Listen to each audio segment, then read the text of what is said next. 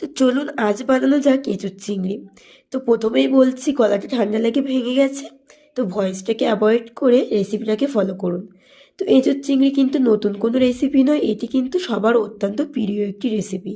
প্রথমে কাঁঠালগুলোকে কেটে আমি নুন হলুদ দিয়ে একটু সেদ্ধ করে নেব প্রেশার কুকারে। অন্যদিকে শুকনো খোলায় আমি কিছু ভাজা মশলা বানিয়ে নিলাম, আর এদিকে আমার চিংড়ি মাছ কেটে কিন্তু ভাজা হয়ে গেছে। তারপরে গরম তেলে আলুগুলোকে দিয়ে এক এক করে ভেজে নিলাম এবং কড়াইয়ের মধ্যে একটা তেজপাতা দিয়ে পেঁয়াজ কুচি টমেটো কুচি দিয়ে নুন দিয়ে একটু ভাজাভাজি করে দিয়ে দিলাম আদা বাটা এবং রসুন বাটা।